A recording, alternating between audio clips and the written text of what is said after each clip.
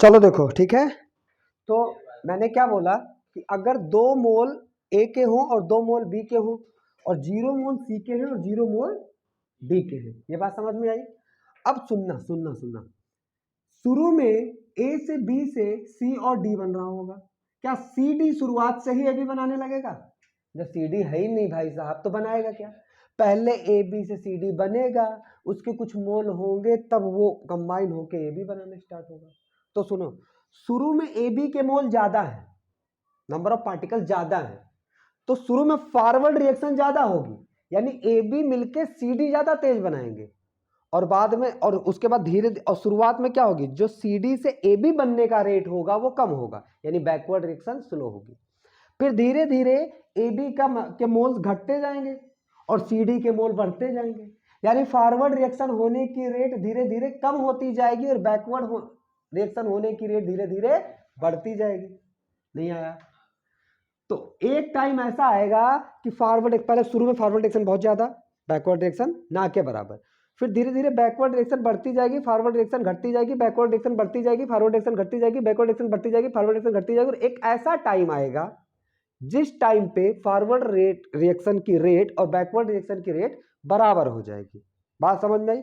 अब उस टाइम पे हम बोलेंगे कि अब केमिकल इक्विलिब्रियम अचीव हो गया, केमिकल इक्विलिब्रियम अचीव हो गया। सुनो, अब जब केमिकल इक्विलिब्रियम अचीव हो जाएगा तो ए बी से सी डी जिस रेट से बन रहा है, सी डी से ए बी भी उसी रेट से बन रहेगा। यानी तुम देखोगे ये वेसल में चल रहा है किसी, तुम उस वेसल में से झांक के देखोगे ना, तो तुमको जितना ए बी दिखता रहेगा उतना सी डी दिखता रहेगा। क्यों? क्योंकि जितना ए बी खत्म होगा उतना सी डी से फिर से ए बी बन जाएगा, और जितना सी डी खत्म होगा ए बी से सी डी बन जाएगा। तो दोनों की बनने की रेट ओके हो गई, इक्विलिब्रियम में आ चुका है। तो हमें वो दिखेगा कि अंदर कुछ नहीं होता, पर वो हम जानते हैं, तुम जानते हो, अंदर धुआंधार मामला चल रहा है। समझ आ रही बात? क्लियर हुआ? तो यानी कि कहने का मतलब क्या होगा कि शुरू में बैकवर्ड रिएक्शन कम होगी और फॉरवर्ड रिएक्शन ज्यादा होगी। तो अब इस बात को लिख लो, in starting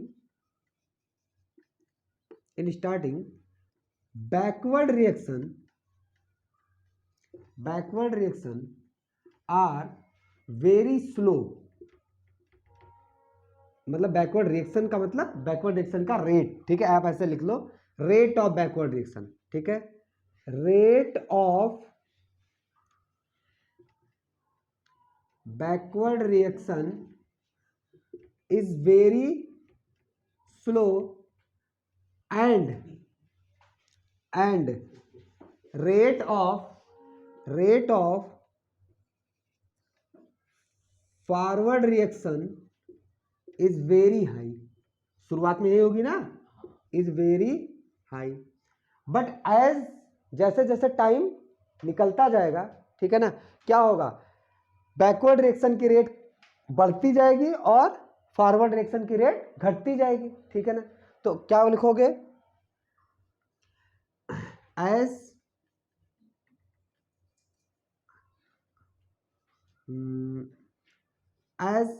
time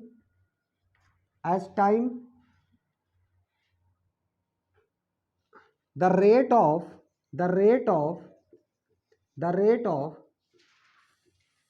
forward reaction क्या होगा, the rate of forward reaction is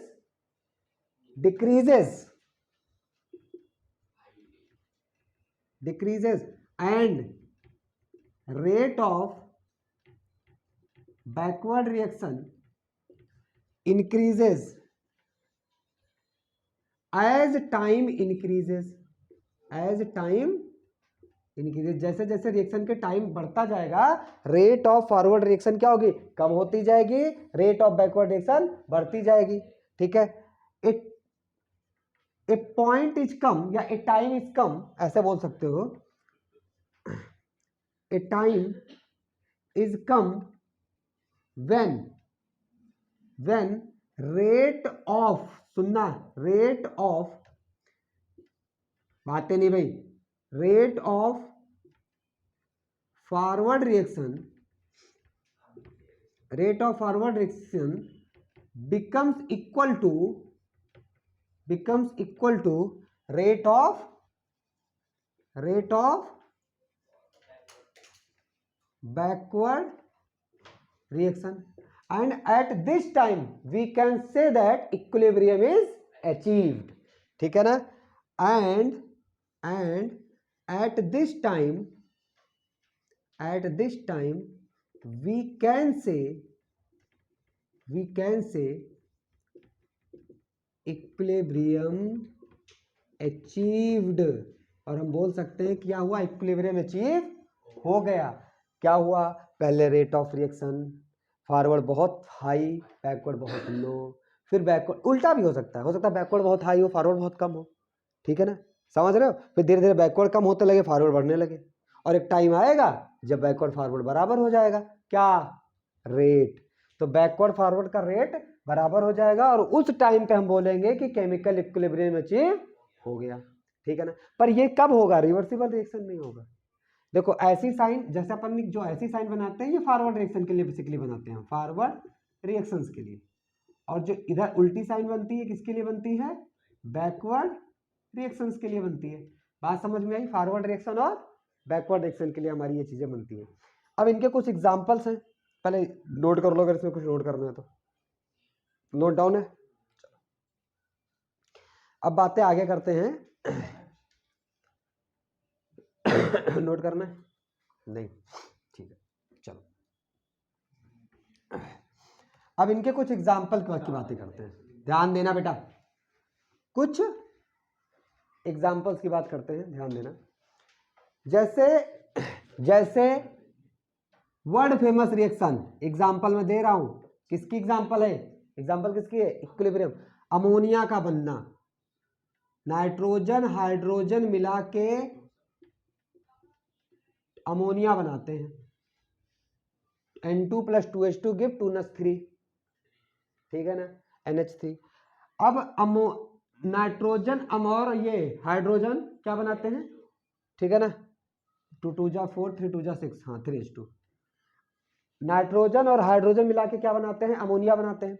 तो ध्यान देना, क्या जैसे ही रिएक्शन शुरू हुई होगी, जब शुरुआत में स्टार्ट हुई होगी तो नाइट्रोजन हाइड्रोजन रहे होंगे, लेकिन अमोनिया तो रहा नहीं होगा, तो नाइट्रोजन हाइड्रोजन ने पहले अमोनिया बनाया होगा, फिर उस अमोनिया का डिकम्पोज होकर नाइट्रोजन हाइड्रोजन फिर से बनने लगा होगा, बात समझ में आई।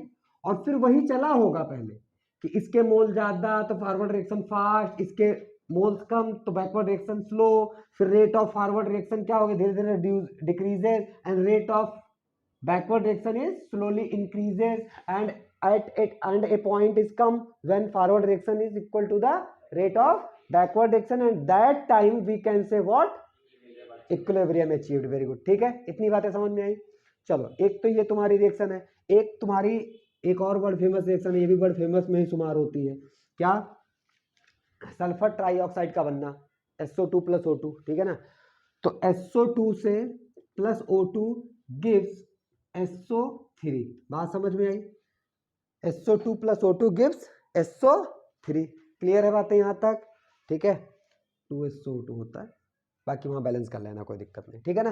तो सुनो, ये है क्या, FWD रिएक्शन, मतलब इधर क्या हो रहा है, BWD reaction, forward backward, FWD, ये क्या है, BWD रिएक्शन, बोलो मुद्दा समझ में आ रहा है, ठीक है। तीसरी रिएक्शन एक और लेते हैं, PCl5 का टूटना, PCl3 में और Cl2 में, ठीक है ना, तो PCl5 का टूटना किसमें, PCl3 और Cl2 में, और यहां से फिर से कंबाइन होकर ये बनाने लगते हैं, ये होती है इसकी FWD और ये होती है इसकी BWD रिएक्शन।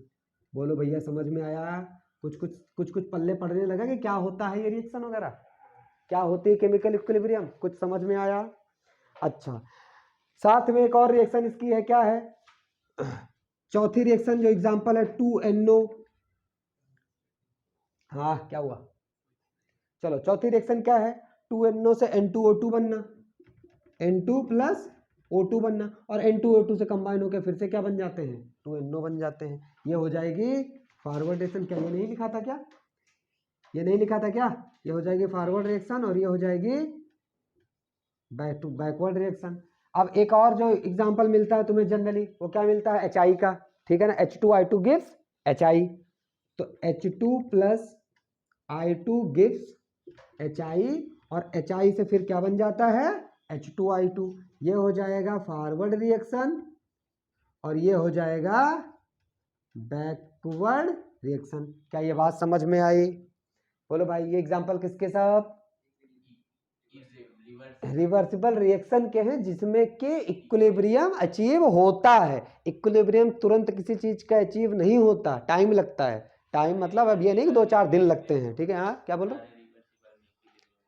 हाँ, near about all reversible reaction, near about, not all. Chemistry में ऑल बोलना का मतलब पाप कर दिया आपने। केमिस्ट्री में कभी भी ऑल बोलो ही नहीं। अला मेटल नॉन मेटल की डिफरेंस भी लिखते हैं तो वहाँ जनरली वर्ड यूज करते हैं, जनरली मेटल्स आर सॉलिड, हैं हिम्मत हो तो बोल के दिखा दो बिना जनरली, एक्सेप्शन लेके तुरंत 4 लड़के खड़े हो जाएंगे, ये सर ये क्या है फिर, ठीक है, समझ आ रहे हो? वैसे बोलोगे ऑल मेटल्स आर सॉलिड, तुरंत पहुंच जाएंगे सर ये रहा मर्क्यूरी, झुंझुना लेके पहुंच जाएंगे सर ये रहा गैलियम, देखो रखे तुरंत पिघल गया। समझे? ये चीजें हैं। तो ये बातें नोट करो, फिर चले आगे। हो गया? चलो चलो अब कुछ ग्राफ व्राफ की बातें करेंगे।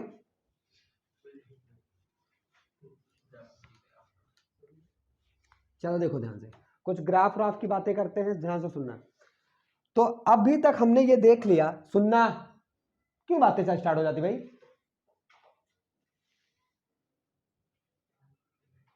कभी शांति नहीं रहेगी इसको। इक्विलिब्रियम सीन, इक्विलिब्रियम देखा जाएगा कब, व्हेन एक बहुत बड़ी बात कि रेट ऑफ रिएक्शन, अब यहां से सुन लो बार बार, ROR में लिखूंगा, केमिकल काइनेटिक्स क्लास 12 में पढ़ोगे ROR क्या होता है। ROR ऑफ फॉरवर्ड मतलब rate of reaction forward is equal to ROR जब बैकवर्ड हो जाए। समझ आई बात? तो उस टाइम पे इक्विलिब्रियम देखा जाता है। क्लियर है? जैसे अभी तुमने पढ़ा है कि N2 plus 3H2 gives 2NH3। अब यहां पे क्या है, यहां पे फॉर्मेशन, फॉरवर्ड एक्शन क्या है, फॉर्मेशन ऑफ अमोनिया, और बैकवर्ड एक्शन क्या है, डिकम्पोजिशन ऑफ अमोनिया। तो यानी कि rate of formation of ammonia किसके बराबर हो जाए, रेट ऑफ डिकम्पोजिशन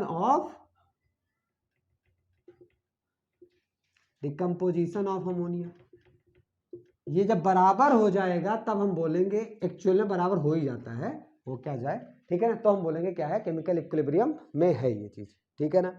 समझ आई बात? अब बात करते हैं ग्राफ की, सुनना बहुत ध्यान से।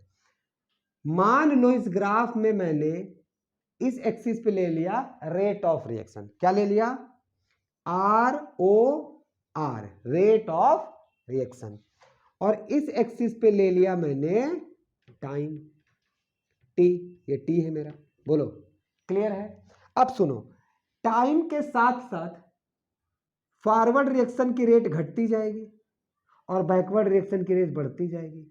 फॉरवर्ड की घटती जाएगी, बैकवर्ड की बढ़ती जाएगी, फॉरवर्ड की घटती जाएगी, बैकवर्ड की बढ़ती जाएगी, और ऐसे करते करते एक टाइम आएगा कि फॉरवर्ड रिएक्शन बैकवर्ड रिएक्शन क्या हो जाएगा, कांस्टेंट हो जाएगा। ये बात समझ में आई? तो ये क्या है, ये रेट ऑफ डिक्रीजिंग है। अभी यहाँ पे फॉरवर्ड रिएक्शन का रेट घट रहा है और बैकवर्ड रिएक्शन का रेट बढ़ रहा है। तो ये क्या है, ये कौन सी रिएक्शन, ये फॉरवर्ड रिएक्शन के लिए दिखाई गई FWD रिएक्शन, और ये किसके लिए दिखाई गई है, BWD, है ना, बैकवर्ड रिएक्शन की। और यहाँ पे क्या, यहाँ पे ये चीज, ये स्टेज जहां पे ज्वाइंट हो गए, इसके बाद क्या दिखाया जा रहा है कि rate of forward reaction is equal to the rate of backward reaction. तो यानी कि ROR of FWD is equal to ROR of BWD। बोलो मुद्दा समझ आया? और ये चीज क्या है, ये यहाँ पे ये वो टाइम है जितने टाइम के बाद इक्विलिब्रियम अचीव होगा, this is the time when the equilibrium is achieved, ठीक है ना, बात समझ में आई? तो यहाँ पे मैं लिख दे रहा हूं एरो लगा के कि this is the time when equilibrium is achieved.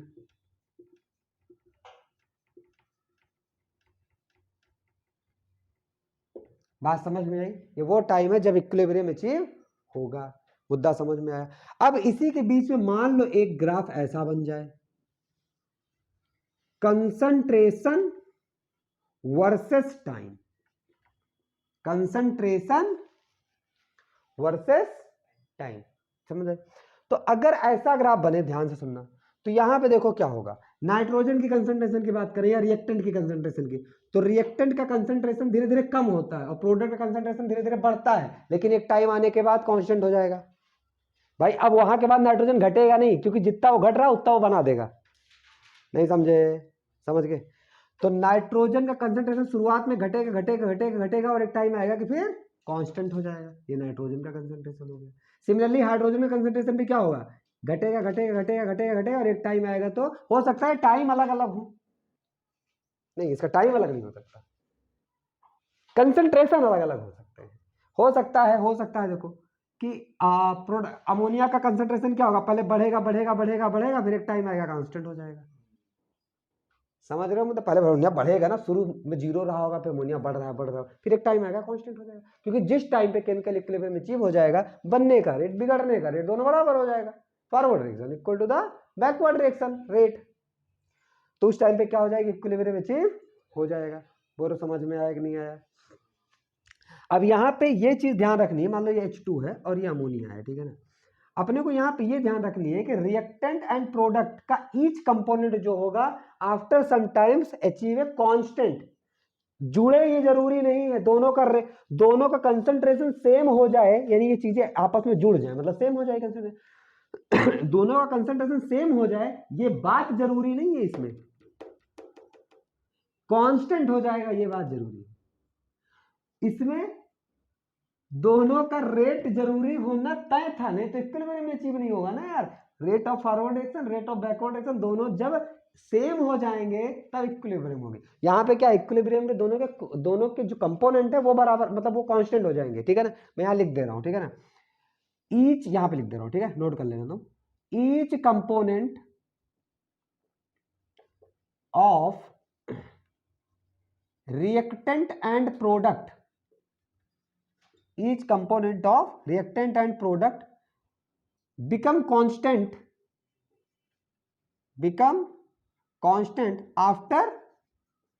after some time, कुछ समय के बाद।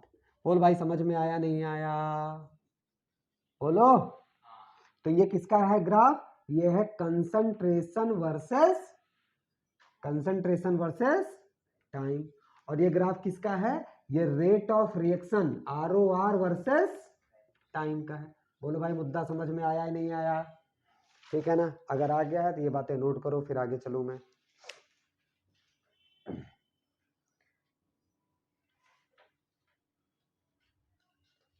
हो गया है?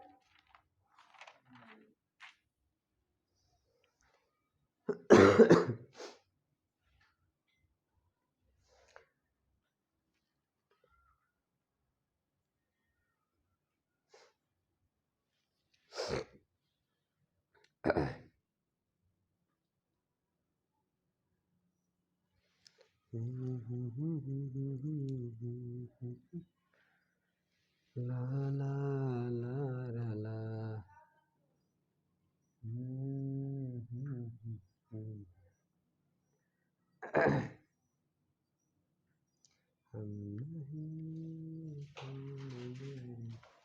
चले बोल भाई, चले। अच्छा चलो भाई।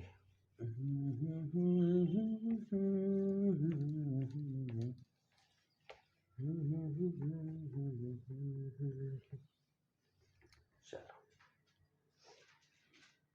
अब जैसे जैसे देखो, मान लो मेरे पास कुछ ग्राफ है कंसंट्रेशन वर्सेस टाइम के।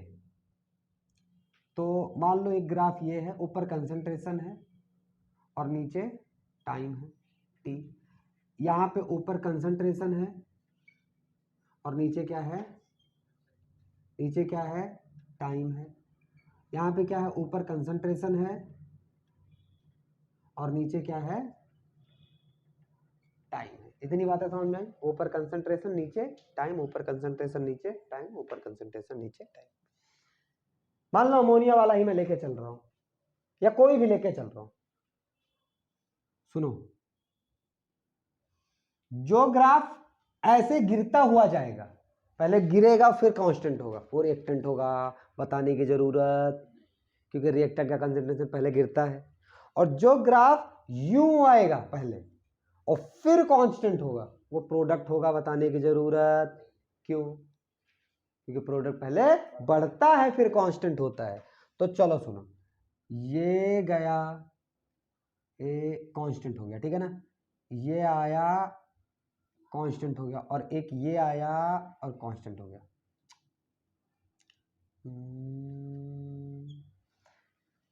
अच्छा, अब इसमें बताओ भैया, ये रिएक्टेंट होगा और ये रिएक्टेंट होगा और ये क्या होगा, प्रोडक्ट होगा, कोई दिक्कत? ये ग्राफ वैलिड है? ये ग्राफ वैलिड है? क्यों? ये ग्राफ वैलिड क्यों नहीं है? मैं जानना चाहता हूं ये ग्राफ वैलिड क्यों नहीं है, और अगर वैलिड है तो क्यों वैलिड है? फंस गए बेटा, कल के चक्कर में थे। कल वाला ग्राफ बनेगा, काम हो जाएगा। कांस्टेंट हो रहा है इसलिए वैलिड है। अच्छा, क्या क्या कांस्टेंट सेम टाइम पे हो रहा है? ऐसा संभव है कि यहाँ ना ना ना ये रिएक्टेंट यहाँ के कांस्टेंट हो रहा है, प्रोडक्ट यहाँ कांस्टेंट हो रहा है? अरे जब रिएक्टेंट ये कांस्टेंट हो गया, प्रोडक्ट ये कांस्टेंट हो गया, तो ये कौन चाचा चौधरी बनता है जो पहले ही कांस्टेंट हो गया? इसका मतलब या तो रिएक्शन में इसमें इन्वॉल्वमेंट भी नहीं है, यार तुम लोग करो यार जो करना है यार, हमें सोने दो, या तो वो वाला इंसान है ये, तो ऐसा तो होगा नहीं, इन्वॉल्वमेंट तो होगा ही। इसका मतलब साथ ही में कांस्टेंट होगा ना यार, पहले कैसे कांस्टेंट हो गया? मुद्दा समझ में आया? ऐसा नहीं है कि बस हर पीली चीज सोना नहीं होती, हर चीज कांस्टेंट दिख जाए बस वो चीज इक्विलिब्रियम नहीं होगा। ध्यान रखो, ये चीज पहले यहां तक आएगी और यहां से कांस्टेंट होगी, अब करेक्ट हो गई, अब ये बात करेक्ट हो गई, समझे? अच्छा,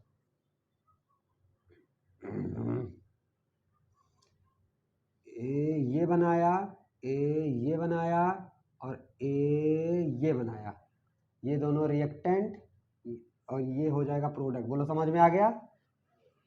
क्या ग्राफ वैलिड है? क्या ग्राफ वैलिड है? सोच समझ के बोलना है, हैं? वैलिड है? पक्का? पक्का? तो ये ग्राफ भी वैलिड है। समझ आई बात? चलो अगला देखो, ये आया, ये आया, ये आया और ये गया। क्या ये ग्राफ वैलिड है? ये रिएक्टेंट हो जाएंगे तीनों और ये प्रोडक्ट हो जाएगा, वैलिड है? आंसर है हाँ, ये ग्राफ भी वैलिड है, ये ग्राफ भी वैलिड है। बस ध्यान, ऐसे ग्राफों में सिर्फ ये ध्यान देना कि कुछ टाइम के पास कांस्टेंट होना चाहिए और वो टाइम हमेशा सबका बराबर होना चाहिए। ये नहीं कि एक रिएक्टेंट सो गया पहले, ये भाई तुम लोग हम यहीं से कांस्टेंट हो जाएंगे और बाकी सब जाके वहां कांस्टेंट हो रहे हैं, ऐसा नहीं होगा। ठीक है ना, बात समझ में आई? दूसरा दूसरा ग्राफ हम लोग देखते हैं इसका, ROR वर्सेस टाइम का। अब ROR वर्सेस टाइम में यार कुछ नहीं देखना है तुमको, बस एक ही चीज ध्यान देनी है इस जगह पे कि ROR वर्सेस टाइम का, ROR वर्सेस टाइम का जब भी ग्राफ होगा वो हमेशा मिलना ही चाहिए और दूसरा कोई रास्ता नहीं है। ये होगा तभी इक्विलिब्रियम, ये नहीं होगा तो इक्विलिब्रियम मान लो किसी ने इसे बना दिया, ये हो गया टाइम, ये हो गया रेट ऑफ रिएक्शन, किसी ने ये गिरी, पहले फॉरवर्ड रिएक्शन क्या होती है? पहले forward reaction, rate of forward reaction पहले गिरती है और फिर ऐसे कांस्टेंट हो जाती है, और रेट ऑफ बैकवर्ड रिएक्शन पहले बढ़ती है फिर ऐसे कांस्टेंट हो जाती है। तो ये नहीं है ना, क्योंकि रेट ऑफ फॉरवर्ड और बैकवर्ड एक होना चाहिए, एक होना चाहिए ना। अब ये बताइए, रेट ऑफ बैकवर्ड रिएक्शन है यानी कि पानी के निकलने का रेट कम है और पानी डालने का रेट ज्यादा है, तो क्या संभव है कि पानी वाटर लेवल रुका रहे? याद है कोई एग्जांपल? तो यानी कि ये रिएक्शन, ये सॉरी ग्राफ गलत, ये ग्राफ सही। बात समझ में आई? बोल भाई। अब कुछ बातें हैं जैसे कि तुम्हारा characteristic of the chemical equilibrium, यहाँ से कल से करेंगे। यहाँ तक का हो गया, ओके है, कोई दिक्कत नहीं है, तो यहाँ से फिर कल से करेंगे, ठीक है, चलो ओके।